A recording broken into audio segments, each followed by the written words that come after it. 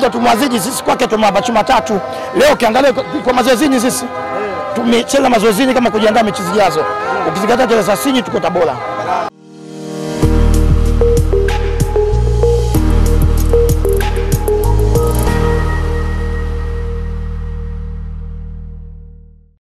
Pendeza. Jasho inakutoka. Ni kawaida, sio vitu vingi. Weekend tulikuja kwenye sikukuu ya Simba Sports ya kuhakikisha tunatinga hatua makundi ya kwenda nyumbani kwetu tukozoea kila siku. Sikukuu kuna mabao, hamna bao hapa. Hao labda kila mtu anavyopokea. Lakini kwa mimi, kwa mtu wa mpira, ukizingatia tuna mechi mbele zingine. Yaani wanavyotaka mashabiki na football inavyochezwa kisasa.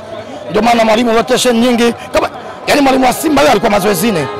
Kuangalia mechi zingine anacheza nani anacheza kwenye bafana, yaani kila mtu anapewa nafasi. Ukiangalia wanavyocheza wachezaji wa Simba, tulikuwa mazoezini kwa mwalimu, ukizingatia ndio kwanza mpya anampa nafasi kila mchezaji.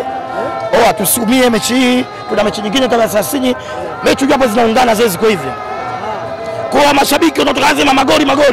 Wewe mpinzani tuliocheza naye ambaye kwake kafungwa goli 3. Yuko uwanjani leo anachezesha muda. Haya sisi tulioshinda litutoke jasho, tumie, tunamizana tunataka nini? Au mmezidiwa? Wale ndio tumwazidi sisi, kwake tumewapa chuma 3. Leo ukiangalia kwa mazoezini sisi tumecheza mazoezini kama kujiandaa mechi zijazo. Ukizingatia tarehe 30 tuko Tabora. Leo tunaumia, tunakimbilia nini? Labda wewe Simba leo tuumizane, tukanyagane, football tuoneshe makocha yetu wote tunataka nini kwenye mechi hii? Timu unao lakini. Kila mchezaji wa Simba ana performance yake. Ndio maana mwalimu Zaid anajitahidi kila mtu acheze.